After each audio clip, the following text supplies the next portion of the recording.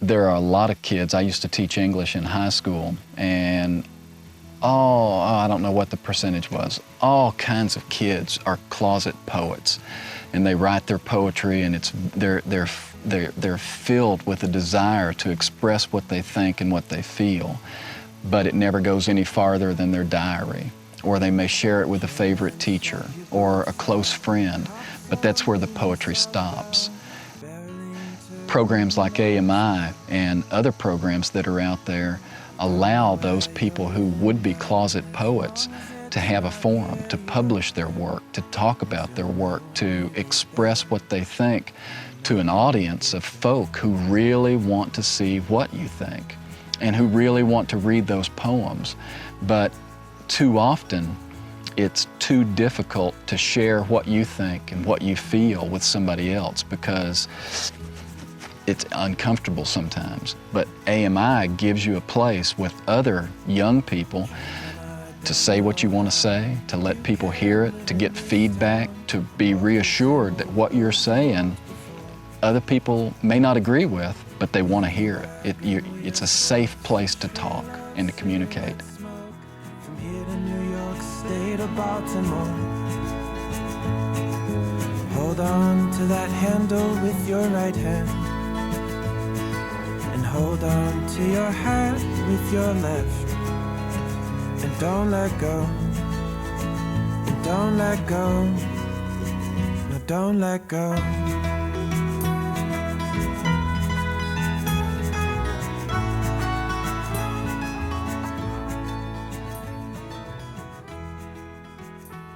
The Appalachian Media Institute was founded in 1988 by Jeff Hawkins and Dee Davis, and it was sort of born out of this desire for kids to have something to do. There's not really a lot in the region just for kids, and AMIs really became that place, or one of those places for a lot of teens. And it's not just, you come in and hang out, but you're going to come, you're going to learn, and you get paid to learn, and you learn a lot about yourself, and you learn about your community in the process. While we have our flagship program, the Summer Documentary Institute, we actually operate year-round. But what we are known for is the Summer Documentary Institute. And SDI itself is an 8-week program where we bring in around 10 to 12 youth, ages 14 to 22, to come in and, the big thing they do is make a documentary. That's our end product. But what we do before we even get there is really important too. They come in, we watch documentaries, we expose them to media that maybe they haven't been exposed to before. We teach them how to critique that media. A lot of this media that they're watching is sometimes Appalachian specific, so it gives them a new perspective on their community and how they fit within that community. I came out of the womb around story. I was nurtured on story and music, and it's all based on Appalachian experience and culture. And when you live that, I always wanted to go off and be somewhere in New York. I wanted to be this or to be that. But then you go to Apple Shop, and what Apple Shop said is, why don't you look around where you are? And so Apple Shop did start me on that, realizing that I didn't have to go somewhere else to see beautiful things and to do great things. In 1989, the AMI experience, as from my perspective, I feel like there were 6 or 7 of us. There weren't a whole lot of students. And I don't think I recognized how significant what we were doing really was. We would have an instructor that was there working full-time at Apple Shop, and they gave us equipment. They would show us maybe how to frame with one of those, it seemed like 65-pound cameras on your shoulder. Then we would go out and we would film things that interested us. Then we would come back in and we would show those to each other. And then we would praise one another. We would ask questions. We would talk about, okay, maybe if you would have moved it just a little bit to the left or up or down, what would that have done? They did that with audio equipment. I had to hold this thinking boom, okay? That was a big old hoss cat. But we experienced every aspect.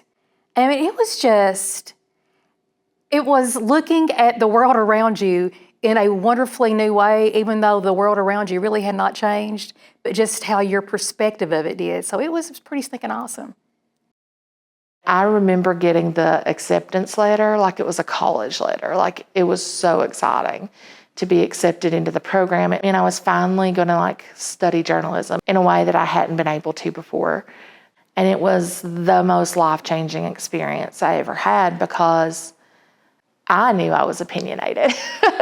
I knew I had a lot of beliefs, but I also was a overweight teenage girl in an area where being a girl means you don't speak as much, and where being overweight means you don't have as much value.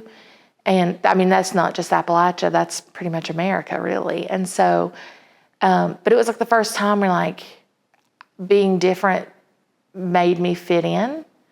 Even though I was different from how everybody else was different at Apple Shop, being different was okay. And you got to have an opinion, and it wasn't considered bossy to have an opinion. It wasn't considered bitchy to have an opinion. They wanted to hear it. It just all aligned in this way of I can be a storyteller. I can be a media maker. I can be a woman. I can be overweight. I can be all of these things and be Appalachian at the same time. I think another important thing that SDI does is it gives youth a safe space to be themselves and discover who they really are and what they want to do. They don't, a lot of our interns come in and their biggest thing is they say they don't get that in public school. Perhaps they don't feel safe there for whatever reason. We're really trying to create a space for them to grow and to learn. And yeah, they're going to have a film that they've made at the end that's about something they're interested in their community. But everything that happens before that is just as important as that final product. My first summer as a student at AMI was actually in the main Apple Shop building where we're at now, in the conference room. We were all crammed in there, and we all shared editing suites upstairs with the Apple Shop filmmakers, which was very small and tight, but there was some real beauty and hands-on learning experience of being in the space with professional filmmakers too. But Apple Shop had purchased across the road from us what used to be the Boone Motor Company, and it was a car dealership building. And it was in pretty rough shape and was pretty much abandoned, and had been there for years, but they had purchased it in the early 2000s, and it was sitting there trying to figure out the funding and what to do to remodel it. And there was a group of young people who called themselves Youth Board, who were looking for places to have punk shows, because they were getting kicked out of everywhere because punk music wasn't understood. Community centers weren't really jumping at the opportunity to host them. And so they asked if they could go in and have punk shows there through Apple Shop, and Apple Shop let them. The young people just kind of took over the building, honestly. And so eventually AMI was like, well, all the young people are gathering there. We're kind of crammed in a building where we're outgrowing it. We need more space to do our programming. What if we moved over there? And so that became, it wasn't supposed to be, but it became AMI's building. I mean, they had just gotten the Boone Building when I started AMI, so they'd had it months earlier. Well, it was stinky. So, and at that time, there was the glass up front hadn't been replaced, so there was a lot of wood. But I mean, it was some rough digs. The floor was beyond repair. It was cracks and gaps. The air did not work very well. I'd gotten a little bit of money just to mostly clean it up and move it around, but it was a building that had not been utilized in 20 or plus years that we were subtly utilizing. But, I think the beautiful thing about the Boone was it was just AMI. That was AMI's coveted space. It was a space for people to gather. And the reason why it was so important is that because the young people started it to begin with. And so young people knew it was their space. Being able to create safe spaces for young people to identify how they identify has been one of my biggest sources of pride for myself. I love that when a student comes in, they can tell me their name, they can tell me their pronoun, they can be who they are, probably for the first time they've ever been in their life. I just feel really proud of the fact that people learn to trust me with their identity. That's really hard. That's a really hard thing to do, especially in a community, like I said, where like you don't get to feel like you can change from who you were as a child. Rural communities, it's hard to lose who you were as a young person and grow into the person you are as an adult because everybody remembers you. There's not that anonymity that exists in urban areas or more populous areas. And so it's really brave to change, it's really brave to grow, and it's really brave to learn to trust people in that process. AMI is not just important, I would say it's imperative. You offer young people an opportunity to say that I don't have to be passive, that life doesn't have to happen to me. I get to be somebody who makes decisions. And that may not seem like a big deal. Oh, they're just making a documentary, they're doing this. But think about that, the power of that. When you have the age group that you have who did not determine who they were going to be born into, they didn't determine the circumstances. You all say, okay, the world is happening. You're not just moving in it. You get to stop for a second and realize that you have the power to show other people something that you think is important about the world that you're living in. You get to determine how it's presented. You get to determine who is interviewed. You get to determine what the shots are. You get to make decisions that you're going to have a tangible outcome when it's all said and done.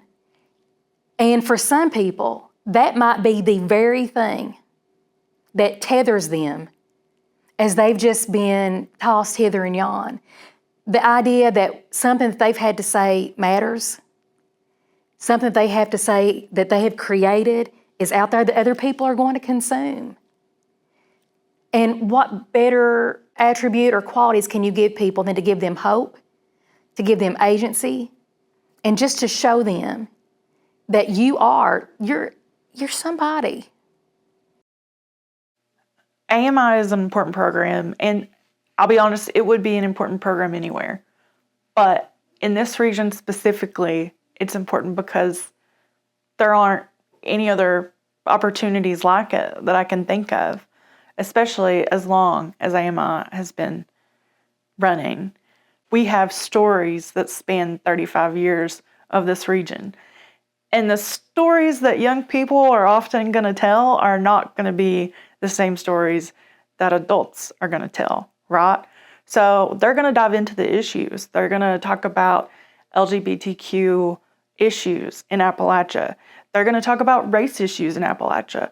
They're going to talk about environmental issues in Appalachia. You know, all these different kinds of things that they see that are actually affecting them and will affect them long term. They're not afraid to make films about that.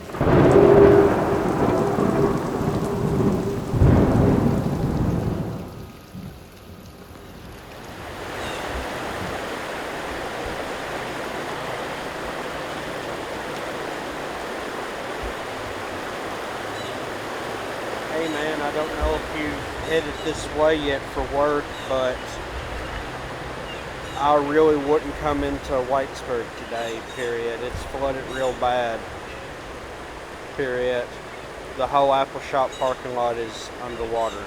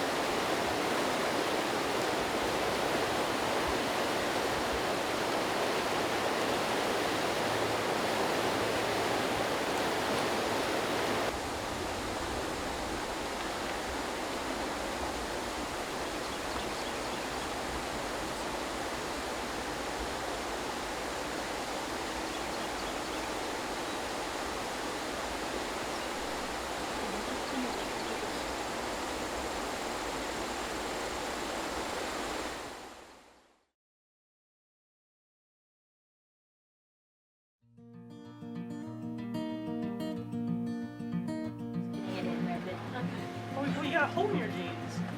Okay. You got like be ruined. Oh yeah. Get those half off or something, those discounts. Where's the rest of your pants, huh?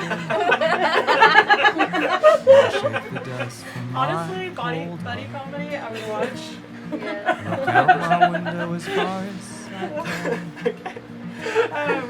So there are details on there that are not yet in the digital part. Our same structure. My first summer as director was the summer of 2022, and I was really excited, but I was also really nervous. But it was amazing until July 28th. That is when the region suffered from a 1 in 1,000 year flood. And this flood hit the day before our interns were set to screen their films to the community. I remember that morning really well because I woke up to some messages from Willa, and they were like, please pray for me. We're having to evacuate my house. The sheriff is coming to evacuate us.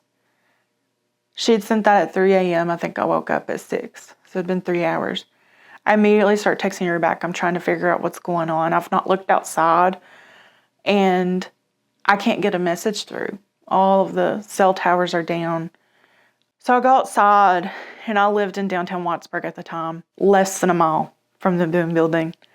I walk down to the Boone, and I can see the water at the first step, and it's just getting higher and higher, and I knew it was about to go in. I didn't really understand at the time that this was the second flood in 12 hours. I went back home. My Wi-Fi was working, so I could send out messages to the interns, and I was like, don't drive to town today. Don't come into work. Like, we're downtown Whitesburg is flooding. What I didn't know at the time was that these interns had been dealing with it, some of them all night.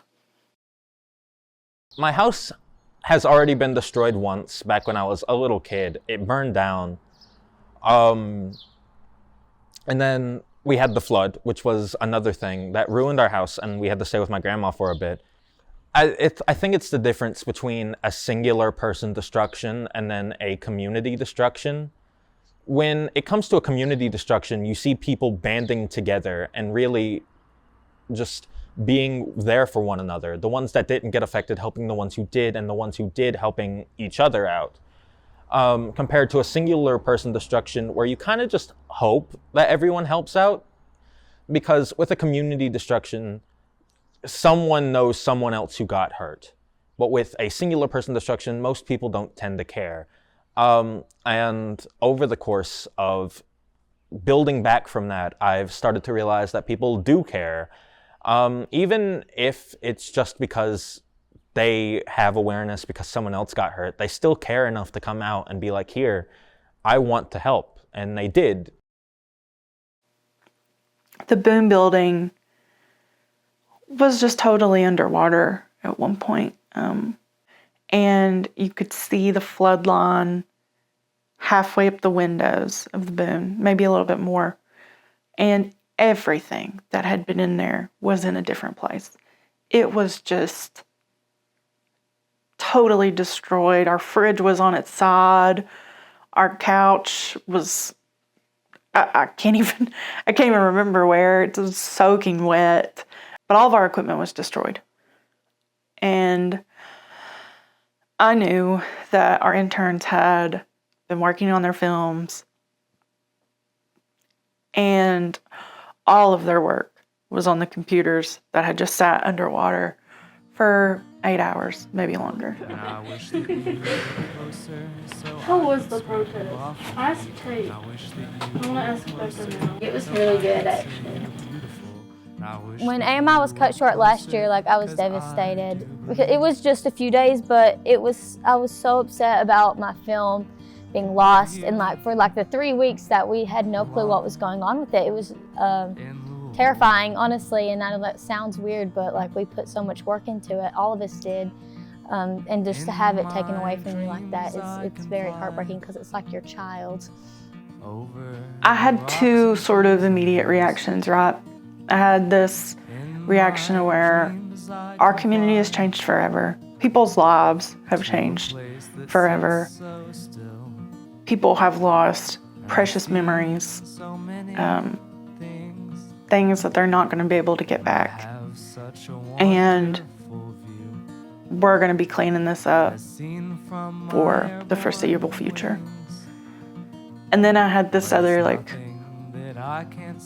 work mode sort of thing of all of the work the interns have done this summer is gone.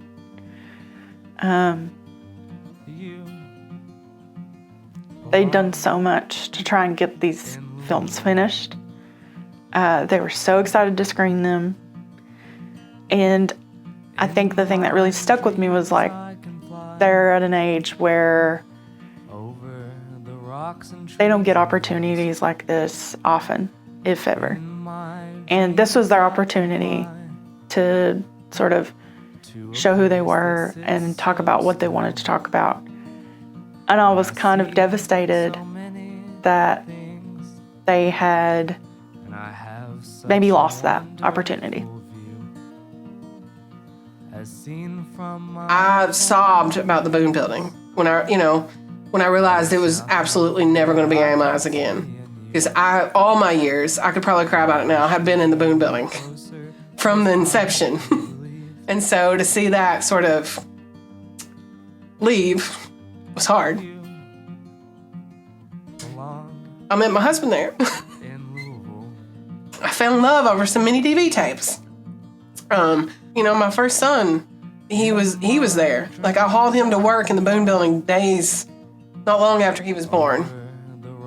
I mean, I cried harder over the Boone than I did Apple Shop, just because I think it was a safe space too. Like, there would be days when friends of students would come by and they would like just hang out because they felt safe there.